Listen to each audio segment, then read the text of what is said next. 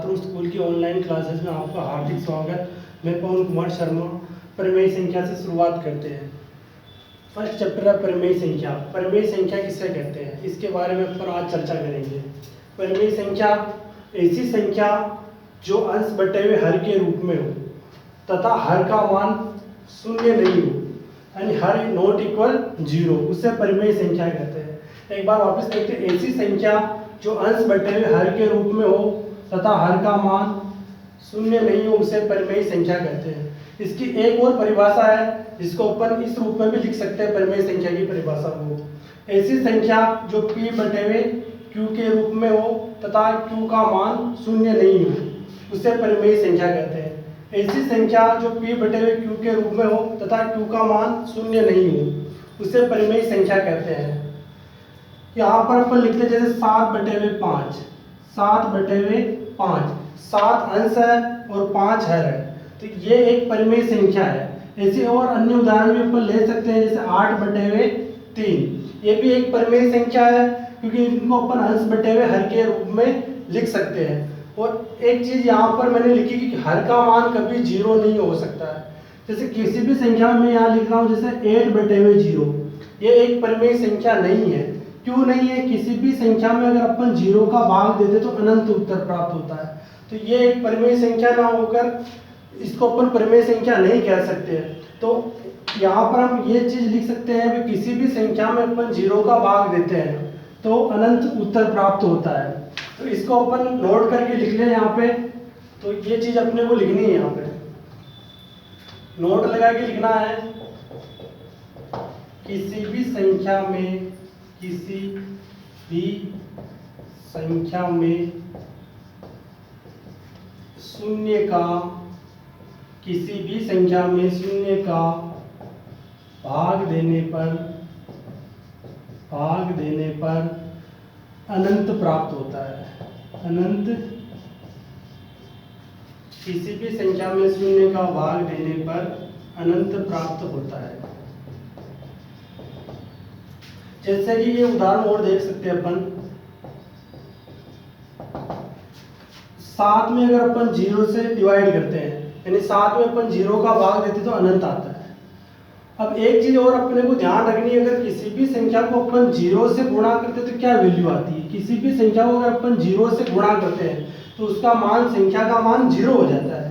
तो ये चीज भी अपने को यहाँ नोट लगा के लिखनी है। सेकंड नंबर ये है, किसी भी संख्या को, किसी भी संख्या को 0 से, कोष्टक 0 से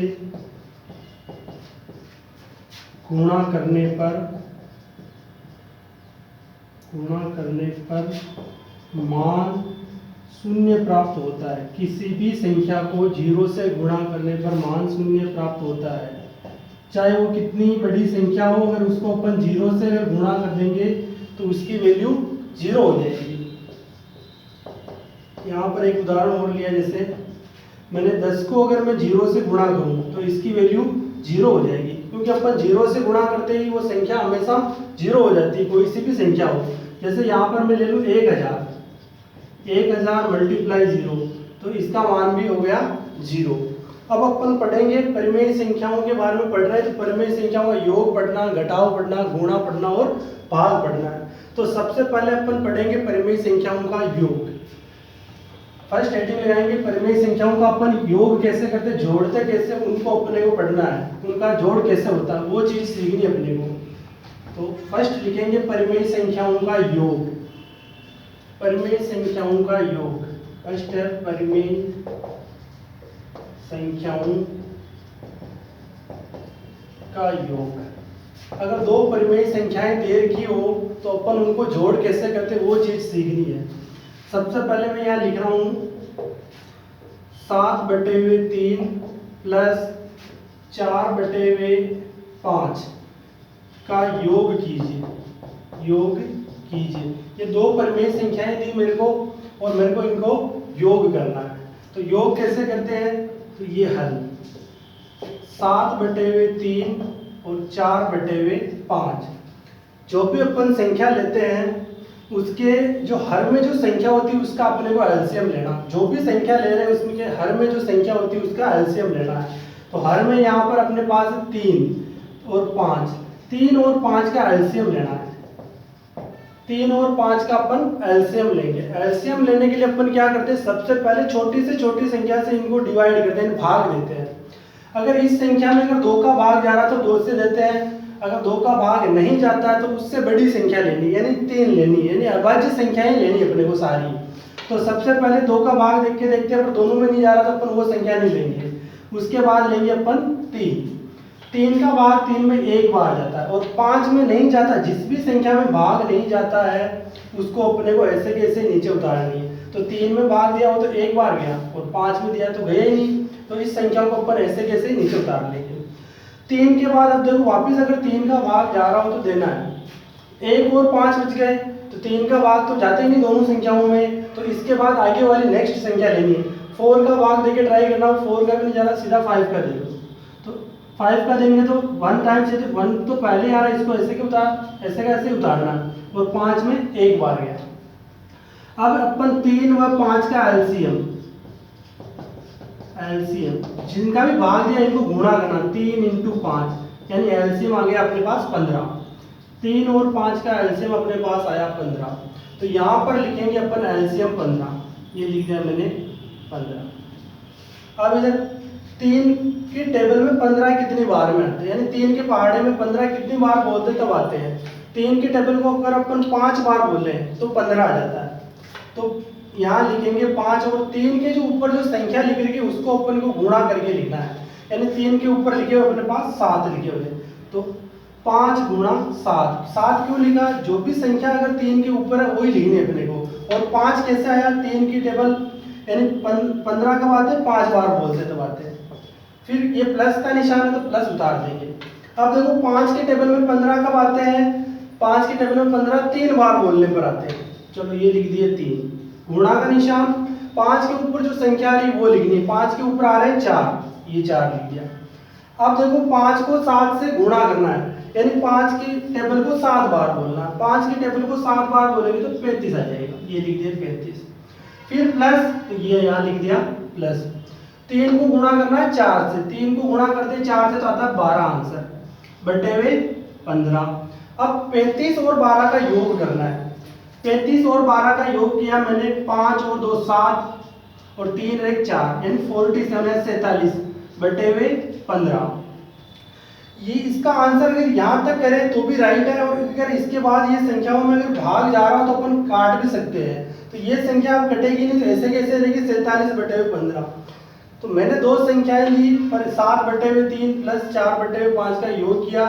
सबसे पहले अपने को संख्याओं का हरों का एलसीएम लेना है। हर थे मेरे पास 3 और 5, 3 और 5 का एलसीएम लिया, तो 3 और 5 का एलसीएम निकाला 15 है। 15 के बाद यहाँ पर मैंने लिखे 15, 3 की टेबल में 15 5 बार में आते, 5 × 7 प्लस 5 की टेबल में 15 3 बार में आते, 3 गुणा ऊपर वाली संख्या लिखनी, 5 के तो 4 है, तो ये गुणा कर दिया। 7 को 5 से गुणा करते तो 35 प्लस 3 को 4 से गुणा करेंगे 12 बटे हुए 15। इनका योग किया तो 47 बटे हुए 15। एक और उदाहरण देखते हैं अपन इसके योग का ही, दूसरा उदाहरण, ये सेकंड उदाहरण इसका। 2 सही 3 बटे हुए 5 प्लस 3 सही 6 बटे हुए ये 4 का योग कीजिए। एक और नया उदाहरण लिया मैंने, 2 सही 3 बटे हुए 5 प्लस 3 सही 6 बटे हुए 4। सबसे पहले मिश्र भिन्न में देर का स्वाद, पहले इसको साधारण भिन्न में बदलेंगे अपन। चलो एक बार तो ऐसे ही उतार लेते हैं, 2 सही 3 बटे हुए 5, 3 सही 6 बटे हुए 4। अब इसको साधारण भिन्न में बदलने के लिए क्या करना पड़ता, 5 को 2 से गुणा करेंगे। 5 को 2 से गुणा करते तो 10 आता है, और ऊपर वाली संख्या जोड़नी है। तो ऊपर वाली संख्या ऊपर यहाँ अपने पास 3 है, तो 3 जोड़ देंगे 10 में, तो 13 ऊपर तो हो जाएंगे 13, और बटे में कितने देर के थे 5, प्लस 3 को गुणा करना 4 से, 3 को गुणा करते हैं 4 से तो 12 आंसर आता है, और 12 में ऊपर वाली संख्या जोड़ेंगे तो ऊपर वाले अपने पास है 6, 12 में 6 जोड़ने पर 18 प्राप्त होंगे। तो ये मैंने लिख दिया 18। और यहाँ बटे हुए में दे रखे थे 4। अब इसके बाद वही जो साधारण भिन्न में आने के बाद हर जो होते हैं उनका लघुत्तम लेना है या एलसीएम लेना है। 5 और 4 का एलसीएम लेना है। ये मैंने यहाँ एलसीएम लेना है और ये लेना 5 और 4 का। एलसीएम लेने के लिए पहले भी बताया था मैंने कि सबसे पहले 2 से डिवाइड करना है, अगर 2 का भाग जा रहा हो तो ठीक है। 2 का भाग देखते देखते 5 में तो नहीं जाता पर 4 में जाता है, तो 2 का भाग देंगे। 2 का भाग 5 में नहीं जाता तो 5 ऐसे कैसे ही, और 4 में जाता 2 बार। वापिस अगर 2 से डिवाइड हो रही हो संख्या तो 2 से भाग देना है। तो यहाँ पे मैंने 2 से भाग दिया। 2 का भाग 5 में नहीं जा रहा तो 5 ऐसे कैसे, 2 का भाग 2 में एक बार जाता है। अब 2 के बाद आगे वाली संख्या देखते देखते 3, पर 3 का दोनों में ही भाग नहीं जा रहा। उसके बाद 5 का देते हैं, 5 का दिया तो 1 और 1। इसका एलसीएम लिखेंगे 2 × 2 × 5 बराबर 2 को 2 से गुणा करेंगे 4, 4 को 5 से गुणा करेंगे तो 20, यानी 4 और 5 का एलसीएम आता है 20। ये लिख दिया मैंने 4 और 5 का एलसीएम यहाँ पर 20।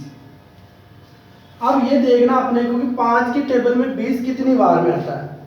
5 के टेबल में 20 अपन 4 बार बोलते तो आ जाता है, तो ये लिख देंगे यहाँ पर 4 गुणा 5 के ऊपर जो संख्या लिख रखी वो संख्या लिखनी है और ऊपर लिखे हुए 13, तो ये लिख दिया मैंने यहाँ पर 13। फिर जोड़ का निशान है, तो ये ऐसे कैसे जोड़ का निशान उतार लिया। एक बार वापस देखना 5 के टेबल को अपन 20 कितनी बार में आता है, 4 बार में आता, तो 5 ये 4 लिख दिए, क्रॉस ऊपर लिख के 13, तो ये 13 लिख दिए। फिर जोड़ का निशान। अब देखो 4 के टेबल में 20 कितनी बार में आता है।